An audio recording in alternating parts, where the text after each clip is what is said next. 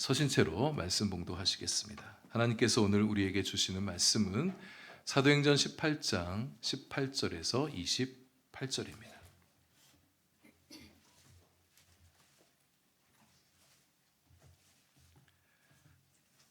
사도행전 18장 18절에서 28절, 저와 여러분 한 절씩 교독하시고 마지막 절 함께 읽겠습니다. 바울은 더 여러 날 머물다가 형제들과 작별하고 배 타고 수리아로 떠나갈새 브리스길라와 아굴라도 함께 하더라. 바울이 일찍이 서원이 있었으므로 갱그레아에서 머리를 깎았더라.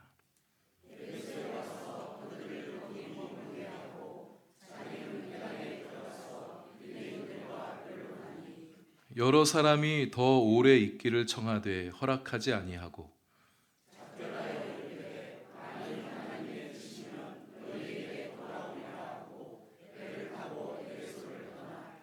가이사랴에 상륙하여 올라가 교회의 안부를 물은 후에 안디옥으로 내려가서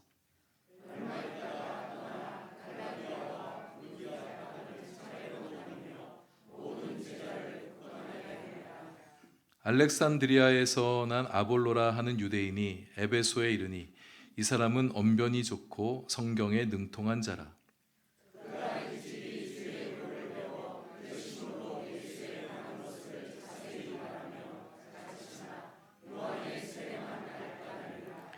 그가 회당에서 담대히 말하기 시작하거늘 브리스길라와 아굴라가 듣고 데려다가 하나님의 도를 더 정확하게 풀어 이르더라.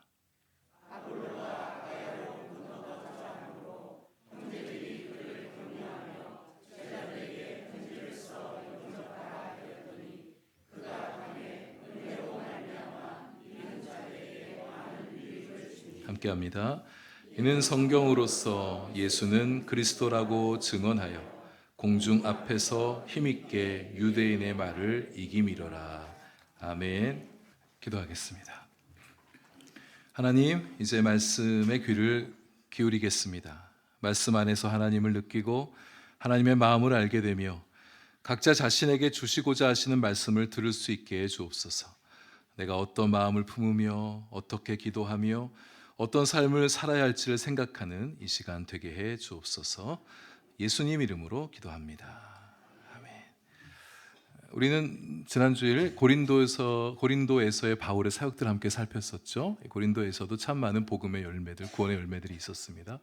본문에서는 언급되어지고 있지 않지만 믿음의 형제들이 교회를 설립하게 되어진 일도 있고요. 또 거기서 아굴라 브리스길라 부부 동역자들, 참 좋은 동역자들을 만나게 되고, 또 밤에 하나님께서 바울을 찾아오시죠. 그에게 위로와 격려의 환상을 보여주시면서 다시 힘내어 사역을 감당할 수 있도록 용기를 북돋아 주시는 이야기도 있었습니다. 바울은 1년 6개월 남짓 고린도의 사역을 마무리하고 이제 수리아 안디옥으로 복귀를 하게 되는데요. 2차 선교여행을 마무리하게 되는 거죠. 2차 선교여행은 옛 튀르키예 지역의 여러 도시들에서 복음을 전한 일도 있었지만 주로 말하자면 유럽 선교였다, 이렇게 말할 수가 있겠습니다. 좀 더 좁혀보면 그리스 선교, 이렇게 말할 수 있겠습니다. 옛 그리스도의 땅은 북부의 마케도니아와 남부 아가야 지방으로 구성이 되어 있다고 그랬죠. 총 5개의 도시를 방문했습니다. 빌립보, 데살로니가, 그리고 베레아, 아덴, 그리고 고린도, 5개 지역에서 선교를 했죠. 2차 선교여행을 마무리하는 기사가 18절에 나오는데요. 2가지가 좀 인상적입니다. 하나는 고린도에서 만났던 동역자 이 아굴라 브리스길라 부부가 바울의 선교팀에 합류했다는 거예요. 바울이 고린도를 떠날 때 이들 부부가 함께 하더라, 이렇게 기록되어 있는데, 여러분 이것은 일시적인 동행을 말하는 게 아닙니다. 바울이 이제 에베소를 경유하여 가게 될 텐데, 야, 잘 됐다, 우리도 에베소 갈 일이 있었는데 함께 갑시다, 이렇게 따라 나선 게 아니라는 거예요. 19절에 보시면 바울이 에베소에 도착했을 때 그들 부부를 거기 머물게 했다, 이렇게 나옵니다. 바울이 주체적으로 지시 또는 부탁을 하게 된 거죠. 선교팀에 들어온 이 부부에게 바울이 뭔가를 부탁한 거예요. 고린도에서의 삶과 직장을 정리하고 바울을 따라 나섰던 헌신한 이들 부부의 모습을 보게 되어집니다. 오늘 본문 후반부에서 아굴라 브리스길라가 하나님께 어떻게 쓰임받는지 드러나게 되어지는데, 우리 하나님은 헌신한 자의 그 헌신을 기뻐 받으시고 그 헌신한 자를 유용하게 하나님 나라를 위해서 적절하게 사용하시는 분이세요. 우리도 마찬가지예요. 우리가 주님께 우리 자신을 헌신하고 주님께서 우리를 쓰시도록 내어드릴 때, 아골라 브리스길라 부부처럼 전적인 풀타임 사역자로 헌신하지 않는다 할지라도 일정 부분 나의 삶을 주님 드리며 주님께 써주십시오 맡겨드릴 때 주님께서 우리의 그 헌신을 기뻐 받으시고 하나님 나라를 위해서 유용하게 우리를 사용하시는 것입니다. 성경에 나오는 이름에는 순서가 의미가 있죠. 아골라가 남편이고 브리스길라가 아내인데 고대 사회는 남성 중심 사회란 말입니다. 근데 오늘 본문에 보게 되면 아내인 브리스길라부터 먼저 이름이 언급되어지고 있어요. 이것을 볼 때 브리스길라가 에베소에서 또 초대교회에서 더 영적인 영향력이 있었던 사람이었다는 것을 알 수 있어요. 뭐 이런 상상도 좀 할 수 있을 것 같아요. 아골라 브리스길라 부부가 바울의 선교팀에 합류하려고 그럴 때 이 브리스길라가 먼저 주도권을 갖고 남편에게 얘기한 거예요. 여보, 우리 바울과 함께 선교하는 사람이 되십시다. 이렇게 얘기할 때 남편이 아골라가 그래, 여보가 원하면 같이 해야지, 뭐 이렇게 따라간 것이 아닐까, 이런 생각도 좀 해볼 수 있어요. 후에 26절인가 보시면 26절입니다. 하나님께서 아볼로와 브리스길라 부부의 만남을 주선하셔. 이게 섭리적인 사건, 섭리적인 만남인데 이때 아볼로에게 이들 부부가 하나님의 도를 더 정확하게 풀어줬다 이렇게 얘기하는데 브리스길라가 더 많은 것을 가르쳐 준 것으로 그렇게 보입니다. 두 번째, 수리아로 가기 위해서는 고린도의 외항인 갱그레아에서 배를 타야 하는데요. 갱그레아에서 출항하기 전에 바울이 머리를 깎았다, 이런 기사가 나오고 있습니다. 그럼 뭔가 큰 결심을 하게 될 때 각오를 좀 다지는 마음으로 머리를 짧게 자른 그런 경우들이 있잖아요. 요즘 학생들은 그런 거 별로 없는 것 같은데 제가 학창 시절 보낼 때 고3 때예요. 제 친구 중에 하나가 그동안 한번 놀다가 고3이 돼서 내가 정신 차리고 내가 공부 한번 해보고 대학 가겠다고 머리를 이렇게 빡빡 밀고 와서 공부 그런 결의를 다졌던 친구가 있었습니다. 남자친구에게 채웠던 어떤 자매 여자가 있습니다. 막 홧김에 긴 머리 싹둑 잘라서 짧은 머리 만들고서 내가 너 다시는 안 보내, 너 싹 잊어버린다, 내가 보란 듯이 잘 살 거야, 이런 경우. 또 어떤 직장 노조의 간부들이나 국회의원들이 어떤 의사를 관철시키기 위해서 결사 항쟁의 각오를 가지고 머리를 미는 그런 경우들도 있죠. 만약 제가 어느 날 머리를 짧게 한번 상상해 보세요. 이렇게 짧게. 저분이 뭔가 큰 결심을 했구나. 바울은 어떤 각오를 다지기 위해서 머리를 자른 게 아니라 오늘 말씀 보시면 일찍이 서원이 있었기 때문에 잘랐다 이렇게 얘기하고 있어요. 바울이 나실인 서원을 한 것 같습니다. 민수기 6장에 보게 되어지면 어떤 사람이 특정한 기간 동안 자신을 하나님께 드리고 싶을 때 나실인 서원을 하게 되고 머리를 삭도에 도무지 되지 못하게 하는 그런 규정이 있어요. 그러니까 구별되는 모든 동안에는 머리를 자르지 않는 거예요. 서원했던 그 기간이 끝날 때까지는 머리를 계속 길렀다는 겁니다. 이게 나실인 규정이에요. 제가 언젠가 자꾸 머리를 막 기르기 시작하고 막 이렇게 길고 그러면 저분이 뭔가 특별한 서원하고 있나 보다. 바울은 아마도 2차 선교여행 기간을 하나님께 자신의 몸을 거룩하게 드리는 나실인 서원 그런 기간으로 삼았던 것 같아요. 2차 선교여행을 주님께 올려드리면서 하나님, 이 선교 하나님의 뜻대로 이루어 주십시오. 나를 마음껏 사용하여 주십시오. 이런 서원이 그게 있지 않았었을까. 구체적으로 어떤 서원을 했는지는 본문에 말씀하고 있지 않으니까 우리가 정확하게 알기는 어렵지만 나신의 서원을 충실히 이행하다가 이제 고린도 사역을 마무리 짓고 서원이 종료되는 날 머리를 잘랐던 것이다, 이렇게 볼 수 있겠습니다. 그러면서 선교여행 잘하게 해주신 주님께 감사를 드렸겠죠. 예전에 여러분 부흥 집회나 전도 대회 같은데 전도 집회 같은데 가면 이 부흥사가 막 이제 우리 성도들에게 이제 어떤 비전을 주시면 도전하잖아요. 선교사 되실 분들, 목회자 되실 분들 일어나십시오, 막 이런 거. 혹시 어렸을 때 그런 집회 참여해 본 적 있으세요? 일어나 보셨던 분들도 계십니까? 요즘 하나님께 서원했으면 지켜야 되잖아요. 못 지키면 굉장히 마음이 어렵지 않습니까? 그래서 그런지 요즘 한국 교회 안에서 이 서원하는 것들이 좀 많이 좀 약해진 것 같습니다. 평생 풀타임으로 자신을 드리는 서원은 물론 자신이 없어요. 두려운 일이죠. 그렇게 종신 서원하는 것은 사실 하나님의 부르심이 있어야 됩니다. 부르심도 없는데 그냥 자신의 의욕만 가지고 평생 헌신하겠다 그렇게 되는 거 좀 대단히 주의하셔야 됩니다. 그러나 이때의 바울처럼 나실인 서원, 곧 일정 기간 자신을 거룩하게 구별하여서 하나님께 드리는 이 나실인적 서원과 헌신은 그 자신의 신앙을 거룩하게 하고 경건하게 하는데 꽤 유익이 되어집니다. 일정 기간 금식 기도를 한다든지, 일정 기간 내가 말씀 집중 읽기를 한다라든지, 짧게는 일주일, 한 달, 석 달, 1년 이렇게 특별하게 자신을 좀 구별하여서 경건과 절제와 헌신과 섬김의 시간을 갖는 거 우리 신앙이 굉장히 유익하다고 봐요. 또 뭐 새벽 기도를 서원한다든지 에스겔 기도회를 서원한다든지, 우리 올해 성경 일독했지만 내가 일독 제1독을 한번 해보겠다라든지, 선교사를 위해서 후원하겠다든지, 어려운 이웃을 위해서 내가 물질을 조금 나누겠다라든지, 또는 내 몸과 마음을 거룩하게 하기 위해서 이 몸이 하나님의 성전이라고 얘기하는데 내가 새해부터는 담배 끊겠다, 술 끊겠다, 뭐 이런 소원을 한다든지, 이런 것도 넓게 보면 나실인적 소원의 일부라고 말할 수 있겠습니다. 여러분, 이제 새해가 다가오고 있는데 새해 내가 주님의 기쁨을 위해서, 주님의 영광을 위해서 일정 기간 이 거룩한 소원을 한번 해보시는 건 어떠실까요? 수리아 안디옥으로 가는 길, 갱그레아에서 단번에 안디옥을 갈 수 있는 직항은 없었을 것입니다. 당시에 뭐 운항 기술이 그렇게 발달하지 못했을 테니까요. 소아시아의 에베소와 이스라엘 가이사를 경유한 후에 이제 안디옥으로 돌아가게 되는데요. 에베소에 들렀을 때 이 점도 참 놀라운 포인트인데, 고린도 사역을 끝으로 바울이 2차 선교 사역에 맞춰지게 된 거잖아요. 거기서 어떤 서원을 했다고 그랬죠. 이제 감사 기도까지 드렸으면 이제 사역을 다 마무리한 겁니다. 그러면 몸과 마음이 얼마나 피곤하겠습니까?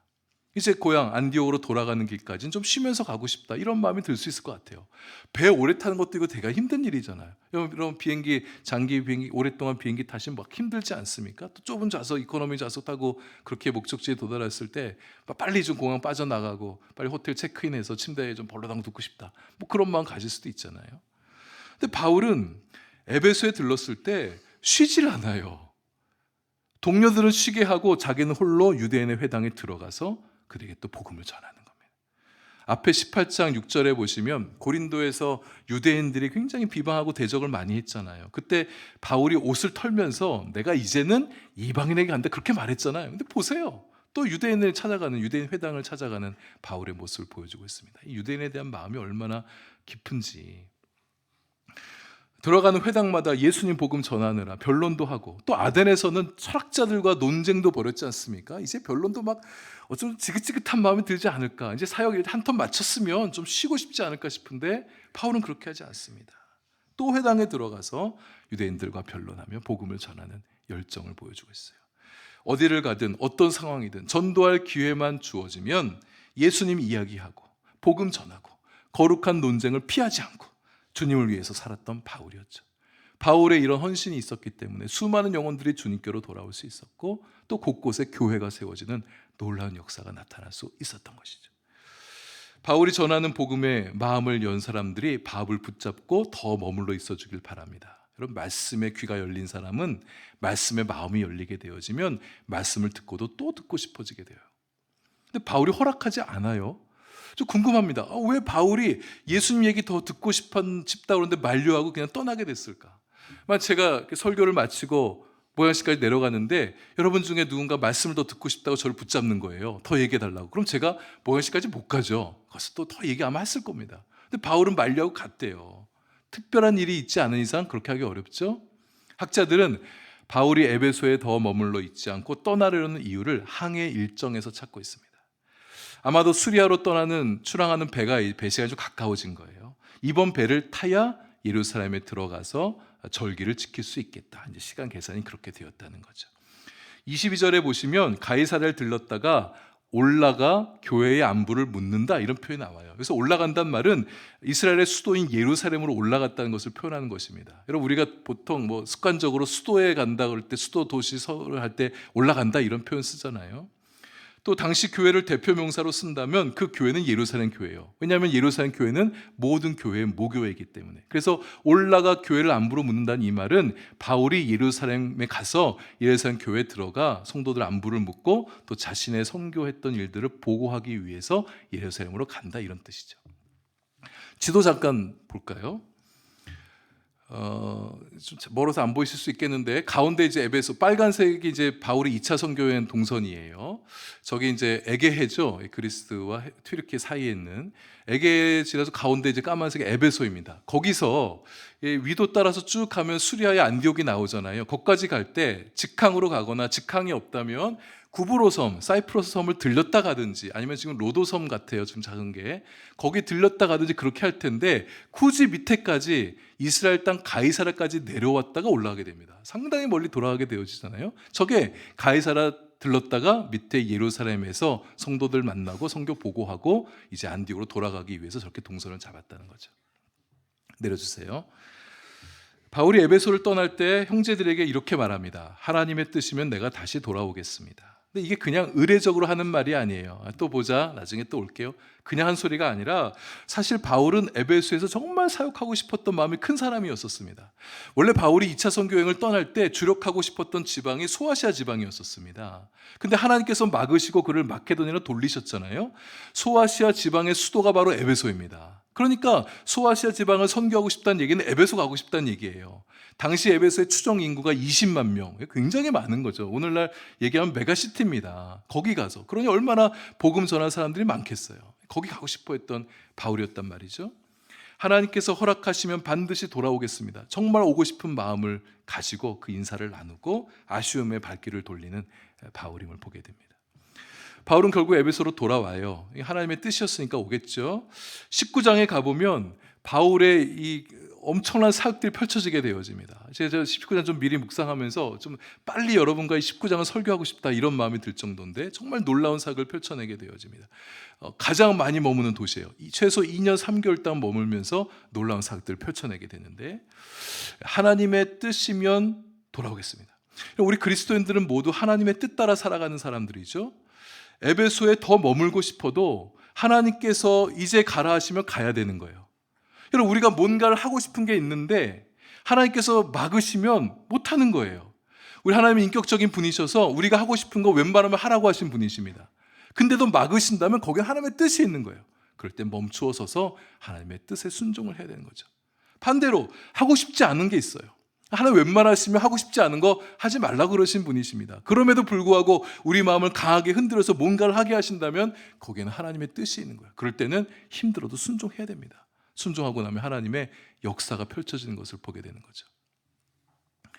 하나님께 늘 순종하며 살아가는 바울이에요. 하나님 뜻 따라 살아가는 인생. 안디옥에 돌아온 이후에도 얼마 있지 않아서 또 제3차 선교행을 출발하게 되어집니다. 갈라디아와 부르기아 땅을 다니며 모든 제자를 굳건하게 한다. 모든 제자를 굳건하게 한다. 전도했다고 내 할 일 다 끝난 게 아니에요. 전도받고 영접한 그 영혼이, 그 성도가 예수님의 제자답게 잘 세워가고 있는가 격려하고 양육하고 그 믿음을 굳건하게 하는 일도 대단히 중요합니다. 여러분, 누군가를 전도하셨습니까? 그 영혼이 믿음 가운데 믿음을 유지하고 믿음이 굳건해질 수 있도록 좀 도와줄 수 있으면 좋겠습니다. 한 영혼이 주님께로 돌아오는 건 대단히 어려운 일이죠. 근데 그렇게 돌아온 그 영혼이 믿음을 유지하고 믿음을 더 굳건하게 하는 일도 역시 어려운 일이에요. 특히 요즘 같은 세상은 더 그렇습니다. 그래서 우리가 한 사람을 전도할 때 그 영혼이 예수님 만나고 믿음이 굳건해질 수 있기까지 기도하고 돌봐주는 우리 성도들이 되셔야 됩니다. 또 여러분 스스로도 자신의 믿음을 굳건하는 일에 관심을 가져주시길 바랍니다. 말씀과 기도로 자신의 믿음을 굳건하게 하고 꾸준한 예배를 통해서 자신의 믿음을 다지고 큐티 같은 경건 생활을 통해서 자신의 믿음을 강건하게 세워가시는 우리 성도님들 되어주시길 바랍니다. 나 스스로 믿음을 굳건하는 게 힘들다. 그러면 어떻게 해야 돼요? 제자훈련 들어오시면 되는 거예요. 내년에는 저희 목회 스케줄상 제자훈련 좀 한 해 쉬게 됩니다. 이따 오후 예배 때 말씀을 드리겠지만 대신 1:1 양육 과정을 좀 널리 펼칠 거예요. 들어오셔서 기본 과정도 훈련 받으시면서 여러분의 믿음을 좀 많이 다져가시면 좋겠습니다. 바울의 3차 선교 여행에 있어서 가장 인상적인 도시가 에베소예요. 성경 기자도 에베소에 대해서 할 말이 참 많아요. 바울이 에베소에 돌아와서 놀라운 사역을 펼치기 전에 마치 예수님이 오시기 전에 예수님이 오실 길을 준비했던 세례 요한처럼 에베소의 세례 요한과 같은 사람이 있습니다. 그 사람은 좀 여러분과 함께 나누고 싶은데 다름 아닌 아볼로입니다. 이제 아볼로에 대한 얘기를 좀 해볼까 하는데 사실 이 아볼로에 대한 얘기는 한 2달 전에 에스겔 기도회 성경인물 시리즈 때 한번 다뤘었어요. 그때 오셨던 분들은 이제 일종 약간 복습이 되어지긴 하겠는데요. 아볼로는 어떤 사람이냐? 24절 보시면 알렉산드리아 태생의 유대인으로서 언변이 좋고 성경에 능통한 사람이다 이렇게 말하고 있어요. 언변이 좋다. 말 잘한다는 거잖아요. 말솜씨가 있고 말재주가 있다.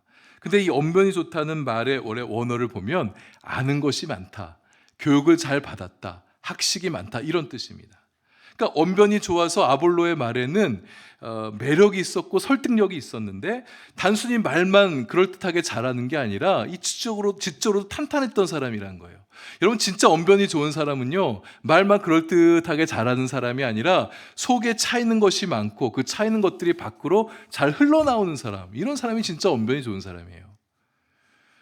성경에 능통했다고 하는데 당신 아직 신약 성경에 나오기 전입니다. 구약 성경을 잘 알고 있었다는 거예요. 구약 성경에 대한 나름의 지식, 안목이 있었고 그것을 잘 가르칠 수 있는 사람이었다. 우리 성도님들도 이 아볼로처럼 그렇게 언변이 좋으시고 성경에 능통하신 분들 되시면 좋겠습니다. 여러분, 올 한 해 성경통도 해보시고 나니까 왠지 영적으로 좀 지혜로워졌다는 그런 느낌 들지 않으세요? 맞죠? 내가 좀 유식해진 것 같다, 이제 그런 아마 느낌도 드실 것 같아요. 근데 능통까지는 좀 부담스럽다. 저도 마찬가지예요. 제가 목사지만 성경에 능통한 사람이 된다, 너무 어려운 일인 것 같습니다. 제가 평생 성경을 연구해도 과연 능통한 사람이 됐다고 그렇게 말할 수 있을까 싶은데, 능통까지는 아니더라도 갈수록 성경 말씀을 좀 더 알아가게 되어지고 내가 알고 있는 성경 말씀을 다른 사람에게 좀 더 잘 풀어 설명해 줄 수 있는, 조금 더 자세히 말해 줄 수 있을 만큼의 언변을 가진 우리 성도님들 되실 수 있으면 좋겠습니다. 아볼로는 그 가진 언변과 능통한 성경 실력을 바탕으로 예수님에 관해서 잘 가르쳤어요. 근데 아볼로가 단지 똑똑해서 말재주가 좋아서만 잘 가르친 게 아니에요. 우리가 주목해 봐야 될 단어가 있습니다. 25절에 그가 일찍이 주의 도를 배워 열심으로 예수에 관한 것을 자세히 말하니, 열심히 있었다는 거예요. 이 아볼로의 가슴에 예수님에 대한 그 열정으로 가득 차 있었다는 거예요. 언변도 좋죠. 성경의 능통함도 있죠. 게다가 열정까지 있어요. 이게 정말 준비된 사역자예요. 하나님께서 정말 기뻐 쓰시는 아주 준비된 사역자이죠. 열정은 다른 사람의 가슴에도 불을 지피는 힘이 있습니다. 열정을 우리는 성령의 능력이라고 말할 수 있어요. 한 달 전에 우리 추수감사주일 예배 때 오후에 성경 퀴즈 찬양 대회 했었잖아요. 그때 막간에 우리 이 전사님이랑 미연 자매가 사회를 보면서 퀴즈를 냈었어요. 그때 어떤 퀴즈가 있었냐면 성령의 9가지 열매를 대세요 그랬더니 우리 고등부의 김은혜 학생이 번쩍 손 들고 자신 있게 얘기하는 거예요. 출발은 좋았습니다. 사랑, 희랑, 화평, 오래 참은 자비, 어디까지 했는지 기억은 안 나는데 갑자기 열정 이렇게 나온 거예요. 그랬더니 사회자들이 바로 땡! 그렇게 했는데 성령의 9가지는 열정이 없는 게 맞죠. 근데 여러분, 사실 열정도 성령 열매고 맞습니다. 원래 열정이라는 성경 단어의 어원을 보게 되면 성령께서 함께 하시는 힘을 말할 때 열정을 표현하거든요. 그러니까 은혜 말이 틀린 건 아니었지만 또 사실 틀리긴 했죠. 9가지 성령 열매는 아니니까. 열정. 공부에 열정 있는 선생님은 학생들의 마음에 공부하고 싶은 열정을 일으키게 됩니다. 여행에 열정 있는 사람은 그 사람과 좀 얘기하다 보면 나도 여행 가고 싶어, 그런 마음이 들게끔 되죠. 열정? 그거 10대 때, 20대 때, 30대 때는 하는 거지, 나같이 나이 들어서 무슨 열정이냐. 여러분 가운데 혹시 이렇게 말하신 분 계실지 모르겠지만 나이가 들면 힘이 덜 나서 그렇지 열정에 나이가 무슨 상관이 있습니까? 우리는 60대, 70대도 열정껏 살아갈 수가 있는 거예요. 우리에겐 다른 무엇보다 예수님에 대한 열정이 있었으면 좋겠습니다. 아볼로처럼 예수님 이야기할 때 가슴이 뜨거워지고 자세히 들려주고 싶어하고, 내가 믿는 예수님 너도 믿었으면 좋겠다, 내 안에 있는 예수님 네 안에도 있었으면 좋겠다, 이런 마음으로 예수님에 대해서 들려주실 수 있는 우리 성도님들 되시면 정말 좋겠습니다. 아볼로가 회당에서 예수님에 대해서 열정적으로 담대히 말하는 것을 듣고 있던 사람들 중에 이 회중들 안에 브리스길라, 아굴라 부부가 있었어요. 하나님의 놀라운 섭리가 작동하는 지점입니다. 고린도에서 짐 싸들고 바울을 따라 나섰던 부부였잖아요. 그럼 바울과 함께하겠다 선교팀이 합류했는데 표면적으로 보면 바울이 이들을 에베소에 머물게 합니다. 왜 그랬을까? 바울이 에베소를 떠나야 돼요. 못내 떠나야 됩니다. 그래서 에베소 이제 시작될 교회를 좀 돌봐줄 사람이 필요하겠으니 아골라 브리스길라가 해주면 좋겠다, 이런 마음도 있었을 것 같아요. 근데 여기에는 사실 하나님께서 이 부부를 아볼로에게 붙여주시기 위해서 이들을 남겨두신 거예요. 아볼로랑 만나게 하시려고.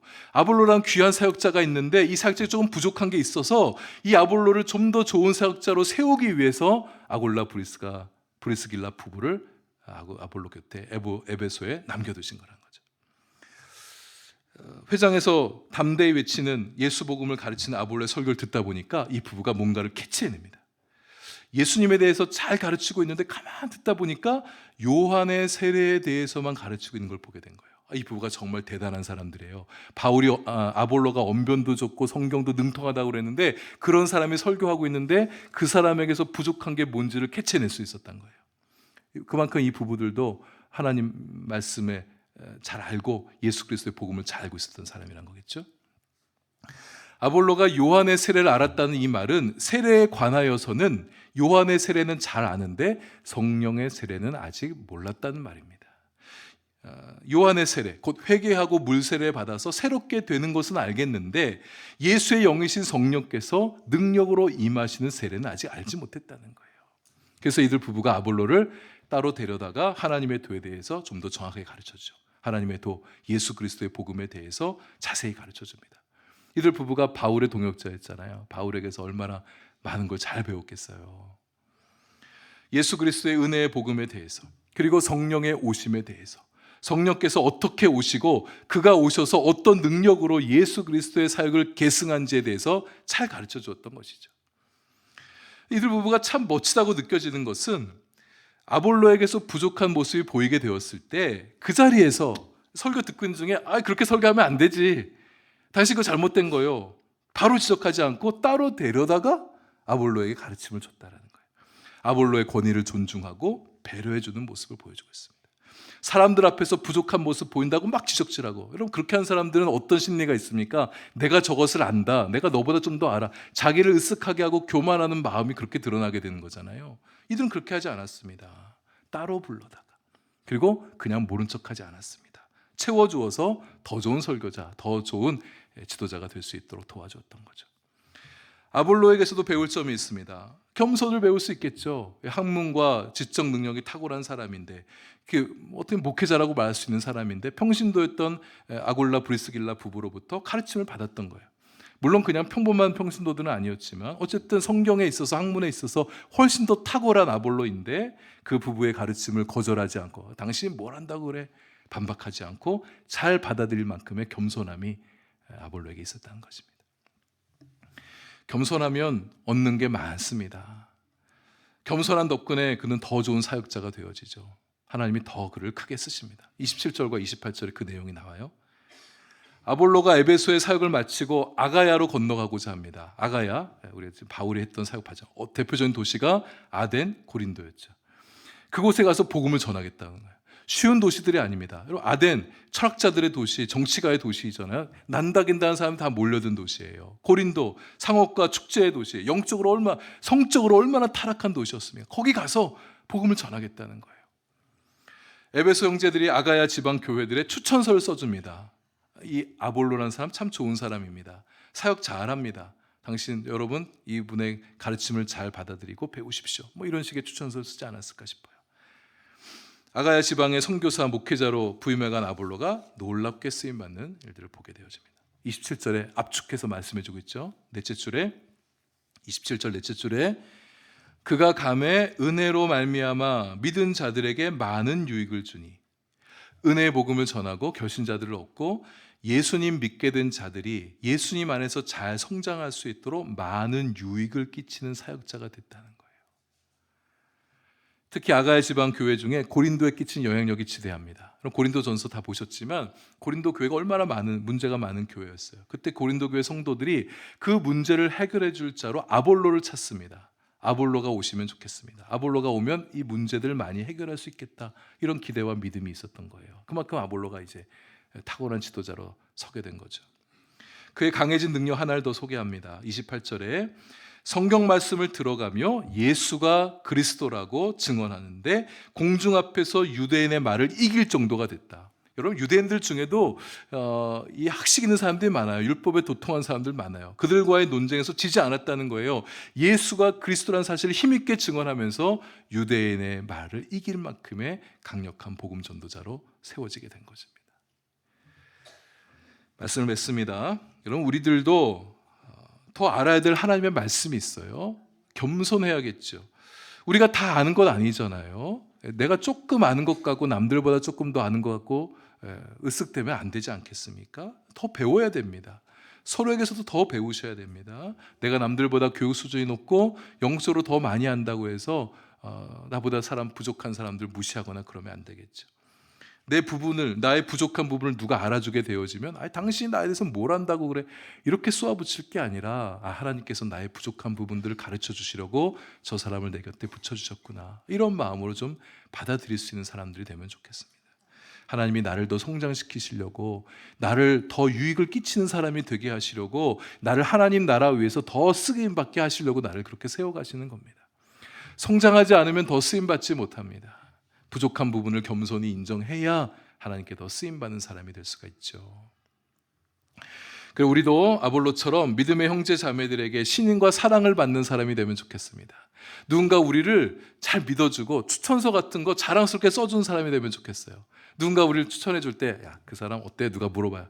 그 사람 별로야, 별로 안 좋은 사람, 이렇게 얘기하지 않고, 그 사람 정말 좋은 분이야, 그 사람이 정말 유익을 많이 끼치는 사람이지, 그렇게 인정받는 사람 되시면 좋겠어요. 아볼로처럼 교회가 찾는 사람, 교회가 필요로 하는 사람, 우리 성도님들 되실 수 있으면 좋겠습니다. 하나님의 은혜가 늘 함께 하시고, 주변 사람들에게, 특별히 신앙의 형제 자매들에게 믿음의 좋은 도전과 영향력을 끼칠 수 있는 우리 성도님들 되실 수 있기를 바랍니다.